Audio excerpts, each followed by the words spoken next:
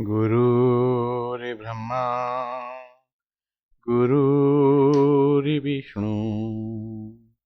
गुरुर्देवो महेश्वर गुरुर्साक्षात् परं ब्रह्म तस्मै श्री गुरवे नमः। श्री गणेशाय नमः। ओम नमो भगवते वासुदेवाय नमः। ओम श्री गुरवे नमः। आज हम आपको श्रीमद् भागवत महात्म्य के बारे में बताएंगे कि परम मंगलमय परात्पर अखिलेश्वर अकारण करुणा वरुणालय भक्तवांछित कल्पतरु श्री तंगधुत विनिदित पीतांबरधारी श्री बालकृष्ण लाल की बांगमयी प्रतिमूर्ति श्रीमद् भागवत महापुराण। भाग्योदयेन बहुजन्म समर्जितेन सत्संगमं च लभते पुरुषो यदा वै अज्ञान हेतु कृतमोह मदांधकारनाशं विदाहि तदोदयते विवेक। एक जन्म का नहीं, अनंत जन्मों के भाग्य जब उदय होते हैं तो ही श्रीमद् भागवत कथा श्रवण में रुचि हो पाती है, अन्यथा नहीं हो पाती। ऐसे सुंदर ये भक्ति पूर्व अनुष्ठान गोविंद की कृपा से होते रहते हैं। देखिए, भागवत की कथा कभी मनोरंजन की दृष्टि से नहीं सुननी चाहिए। ठीक है, थोड़ा मनोरंजन हो जाए, इस दृष्टि से जो लोग कथा सुनते हैं वो अपराध करते हैं। तो हिंदू वैदिक वाङ्मय का सर्वोत्तम ग्रंथ है, इस भावना से सुने कि हमारे जीवन में किंचित परिवर्तन आवे, गोविंद के चरणों में हमारी निष्ठात्मक प्रीति हो, इस भाव से सुने। इस भाव से सुनी जाने वाली श्रीमद् भागवत कथा ही प्रभावी होती है। श्रीमद् भागवत कथा की पद्धति क्या है, उस कथा के श्रवण का नियम क्या है, क्यों सुनी जाती है भागवत कथा, इन बातों का जिसमें विशुद्ध विवेचन किया जाए उसे हम भागवत महात्म्य कहते हैं। श्रीमद् भागवत जी के महात्म्य का यहाँ संक्षिप्त वर्णन करते हैं। प्रेम से बोलिए जय श्री कृष्ण, जय श्री राधा। कथा श्रवण में श्रीमती निद्रा देवी कोई व्यवधान न डाले, इसके लिए जय श्री कृष्ण जरूर बोलें, इसमें संकोच न करें। सच्चिदानंद रूपाय विश्वोत्पत्त्यादेहे तवे तापत्रय विनाशाय श्री कृष्णाय वयम नमः। जीवन की तीन बातें हैं जो बहुत समझने की हैं। ये तीन बातें हैं सत्य, चित्त, आनंद। हम लोग बात बात पर कहा करते हैं सच्चिदानंद सच्चिदानंद। सत्य कहते हैं अविनाशी को, जो पहले सत्य था, मध्य में सत्य है और अंत में सत्य बचेगा। परमात्मा अविनाशी है, वो सत्य है, वो पहले मध्य और अंत में नहीं वही बचता है, उस सत्य को ही हम सत्य कहते हैं। दूसरी बात है चित्त, माने प्रकाश।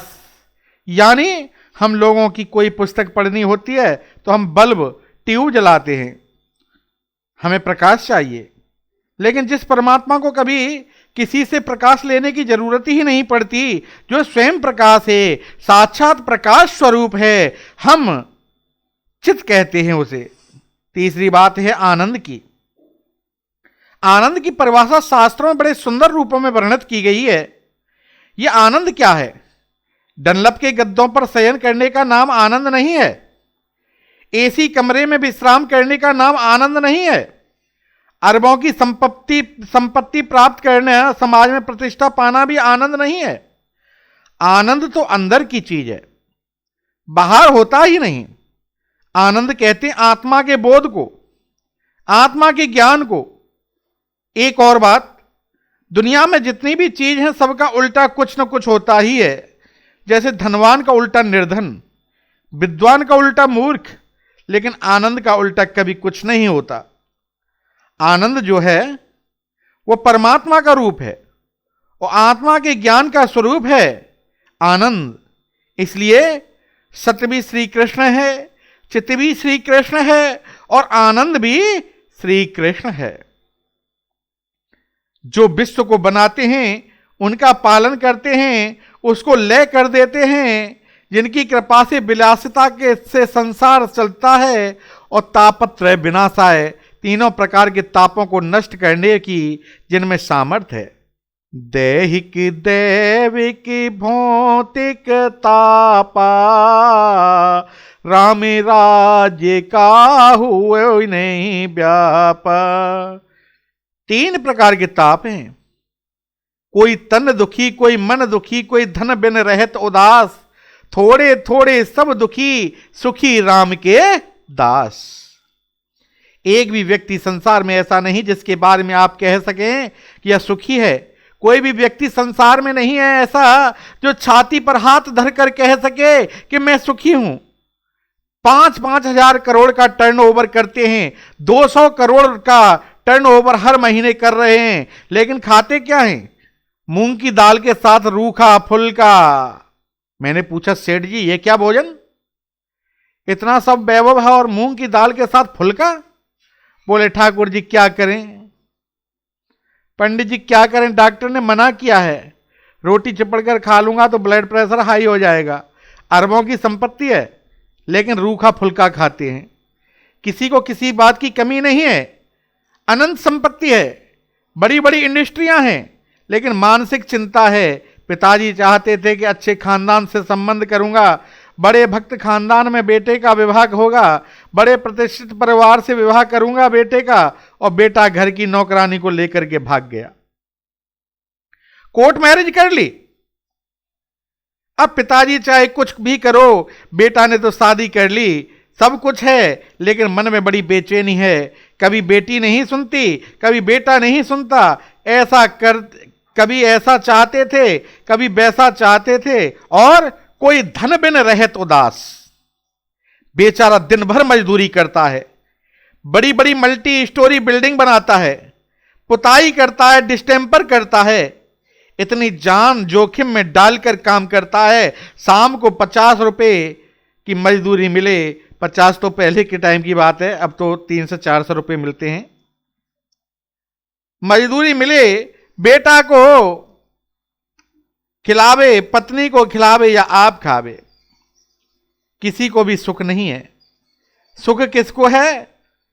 तो सुख भैया केवल राम के दासों को है।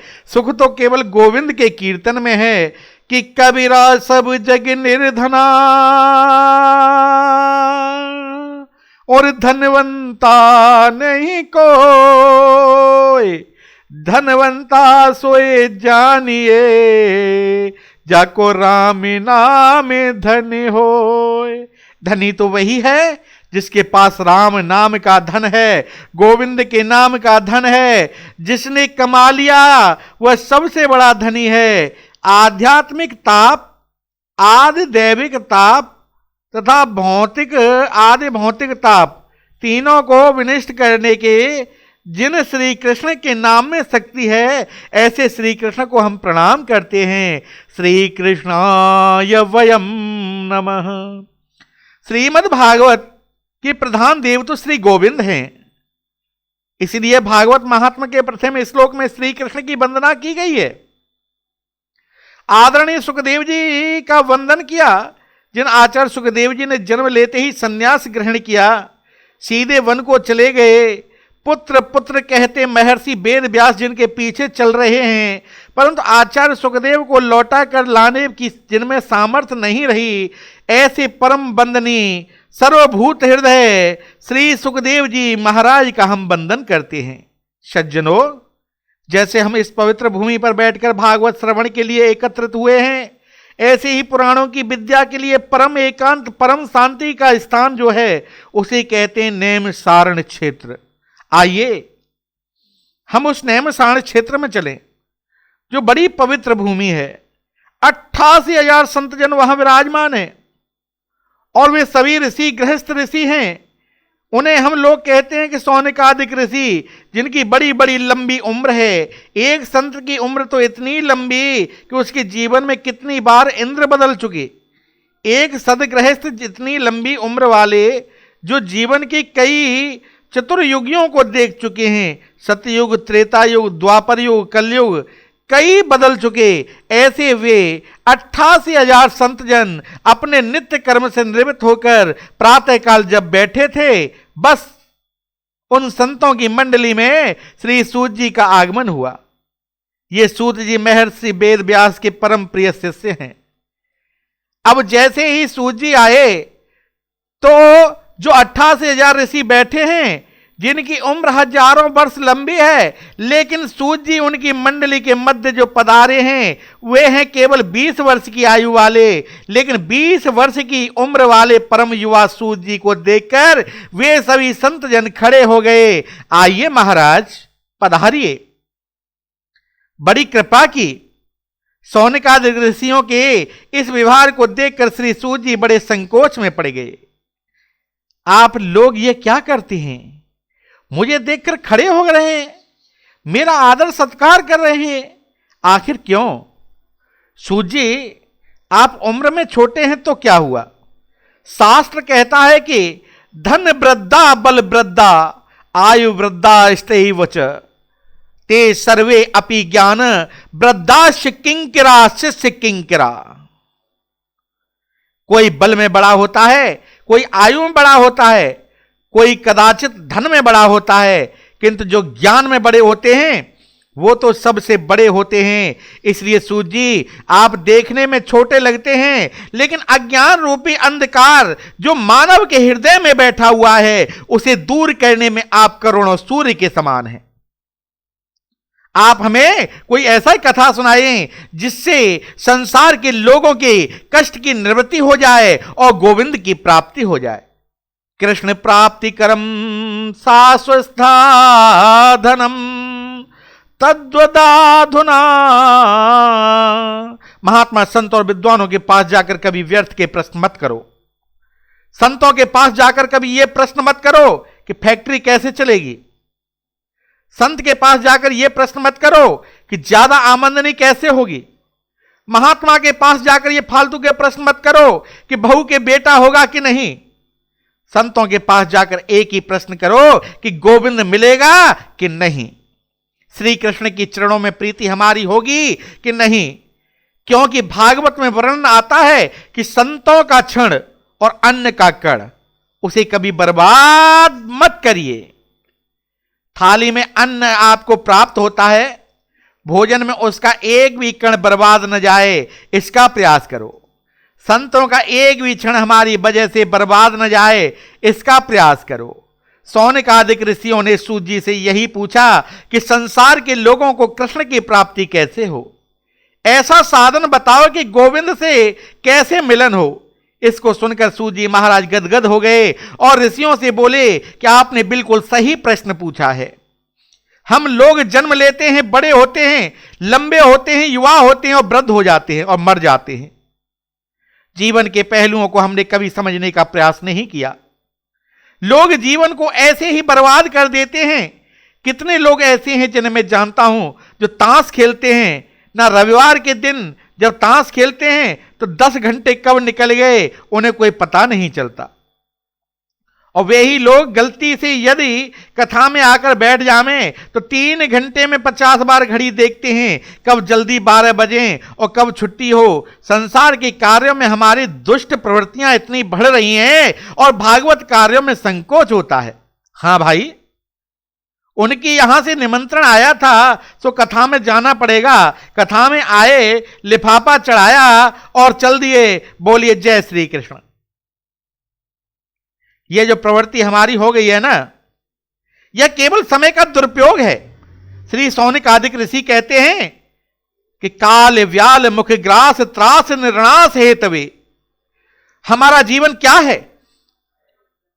ध्यान दें, एक बहुत बड़ा अजगर सर्प है और अजगर सर्प ने अपने विशाल मुंह को खोल रखा है और उनके मुंह में बैठा हूं। उनके मुंह में बैठा हूं। अब मेरा शरीर सुरक्षित कब तक है? जब तक वो अजगर अपने मुंह को बंद नहीं कर लेता, और जैसे ही मुंह बंद किया तुरंत मेरी मृत्यु हो जाएगी। ऐसे ही काल रूपी सर्प के मुंह में हम ग्रास बने हुए हैं। मैं आपको अभी 11:30 बजे कथा सुना रहा हूं, 11:31 पर मैं आपको कथा सुना पाऊंगा कि नहीं, इसकी गारंटी मेरे पास नहीं है। अभिमान हम बहुत ऊंचा करते हैं। रात के 9 बजे एसी चलाकर कमरे में विश्राम कर रहे थे और विचार करने लगे कि बहुत दिन हो गए व्यापार करते करते, अब कुछ नया दूसरा व्यापार करता हूं। मन बोला, क्या करोगे? बोले, वो हाईवे के बगल में 28 एकड़ जमीन है, कल उसे खरीद लेता हूं, रजिस्ट्री करा लेता हूं। मन कहता, फिर क्या करोगे? अरे उसमें इंडस्ट्री लगाएंगे, 200-400 लोग उसमें काम करेंगे। फिर क्या करोगे? फिर क्या है, धनिकों की लिस्ट में मेरा भी नाम हो जाएगा। कलकत्ता में नाश्ता करेंगे, दोपहर का भोजन मुंबई में करेंगे, रात्रि का विश्राम दिल्ली में करेंगे। फिर क्या होगा? फिर हमारे इशू निकलेंगे शेयर मार्केट में, हमारा नाम हो जाएगा। हम 9:30 बजे लेटे लेटे सोच रहे हैं और 9:45 बजे हार्ट फेल हो गया। सोचना विचारना सब ऐसे ही गया। नहीं किश्चिंतम क्षणमपि जात तिष्ठत्य कर्मकृत कारते हावस कर्म गुणे स्वभाव बिके बलात। ये मानव की सबसे बड़ी भ्रांति है कि वो चिंता ज्यादा करता है, चिंतन नहीं करता। जीवन में चिंता को मिटाओ और चिंतन को बढ़ाओ, यही मुक्ति का साधन है। अब चिंतन कैसे बढ़े और चिंता से मुक्ति कैसे मिले, यह सिखाता है हमें श्रीमद् भागवत ग्रंथ। यह भागवत महान सदग्रंथ है, यही मुक्ति प्रदान करता है। श्री सूत जी ने कहा है कि भागवत की कथा श्रवण का अधिकार तो कभी कभी देवताओं को भी प्राप्त नहीं होता। एक बार देवताओं को जब पता चला कि राज ऋषि परीक्षित को सुखदेव भागवत रूपी अमृत पिला रहे हैं, वे अपने यहां से अमृत का कलश लेकर के आए। सुखदेव से बोले कि इसकी अदला बदली कर लो। एवं विनिमयते जाते सुधा राजा प्रपीयताम प्रपास्यामो वयम सर्वे श्रीमद् भागवतामृतम। सुखदेव जी ने कहा, कहां स्वर्ग का अमृत और कहां श्रीमद् भागवत, दोनों की बराबरी एक संग कैसे हो सकती है? स्वर्ग में जाकर वहां के अमृत का पान करने के बाद भी व्यक्ति को गिरना पड़ता है। पुनरपि जन्म पुनरपि मरण पुनरपि जननी जठरे शयन। लेकिन भागवत अमृत का पान करने से, भागवत अमृत का पान जिसने कर लिया उसका तो आवागमन का कुचक्र हमेशा के लिए मिट जाता है, आवागमन की छुट्टी हो जाती है। इसीलिए अभक्तांश विज्ञायन ददो स कथामृतम श्रीमद् भागवती वार्ता सुराणामपि दुर्लभा।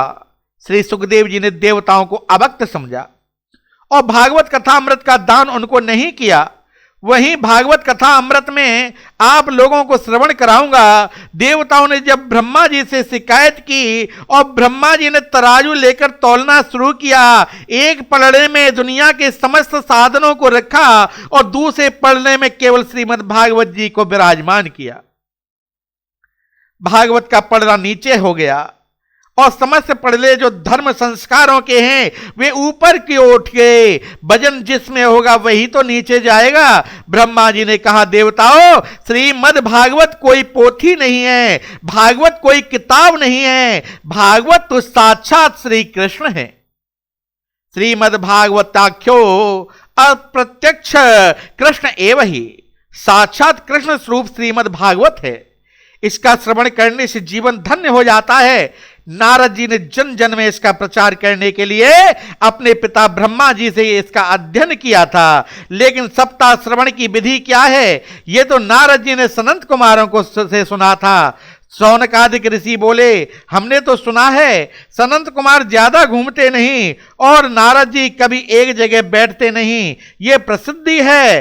नारद जी हमेशा भ्रमण करते रहते हैं और सनंत कुमार कभी एक दूसरी जगह जाते नहीं। और भागवत की कथा में मन यदि चंचल हो, मन में बातें कई प्रकार की हों, तो फिर कथा का आनंद नहीं मिल सकता। भागवत की कथा में 5 बातों को रहना बहुत जरूरी है। क्या? नंबर 1, कथा के लिए स्थान। कथा का स्थान बहुत सुंदर होना चाहिए। ऐसा स्थान जहां बाहर की आवाज ना आती हो, जहां केवल आप व्यास की आवाज सुन सकें, गाड़ी के हॉर्न न सुन सकें। आवाज की आवाज से विक्षेप वक्ता और श्रोता दोनों को होता है। दूसरी बात है भागवत का गान, भागवत के सुंदर शब्दों में गाया जाए। तीसरी बात है भागवत का ज्ञान, उसको ज्ञान पूर्वक सुना जाए। चौथी बात है भागवत का ध्यान, उसको एकाग्र होकर के मन लगा करके सुना जाए।